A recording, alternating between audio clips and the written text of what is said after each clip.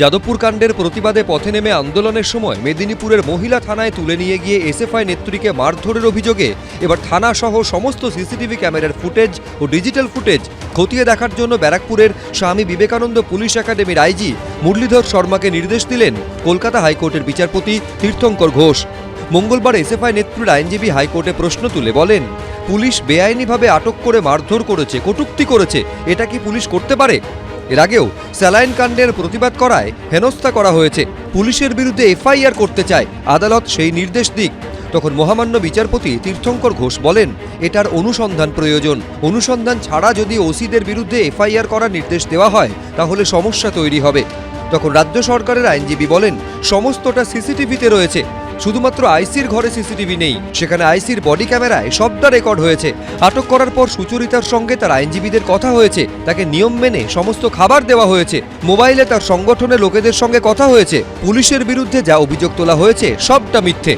দুপক্ষের বক্তব্য শোনার পর মহামান্য বিচারপতি তীর্থঙ্কর ঘোষ মেদিনীপুর মহিলা থানার ওসির হলফনামা তলব করেছেন। এর পাশাপাশি 4 সপ্তাহের মধ্যে রাজ্য সরকারের কাছে রিপোর্টও তলব করেছেন মহামান্য বিচারপতি।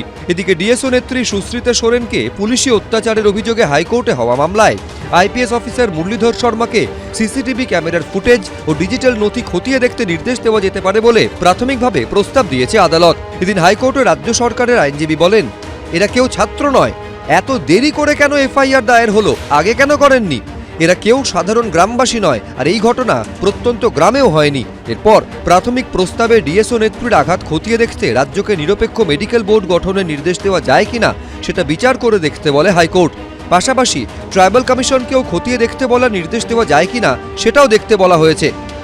অন্যায় যখন হয়েছে সেই অন্যায়ের তো সঠিকভাবে অবশ্যই তদন্ত হওয়া দরকার। এটা আমরাও চাইছি যে নিরপেক্ষভাবে তদন্ত হোক, যে তদন্তের মধ্য দিয়ে সঠিকটা উঠে আসুক এবং যারা এটার মধ্যে দোষী সাব্যস্ত হবে তাদেরকে দৃষ্টান্তমূলক শাস্তি দেওয়া দাবি আমরা করছি। বুধবার ফের এই মামলার শুনানি। সৌভিক মজুমদার, অর্ণব মুখোপাধ্যায়, উজ্জ্বল মুখোপাধ্যায়, এবিপি আনন্দ।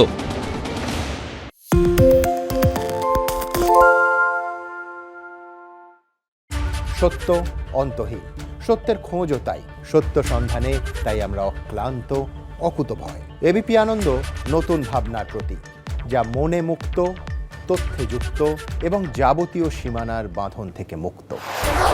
সীমা না শব্দটির মধ্যে লুকিয়ে আছে মানা শব্দটি, যেন চোখ রাঙানি এক অদৃশ্য বেড়াজাল, যা আটকে রাখে আমাদের এক ছোট্ট গণ্ডির মধ্যে।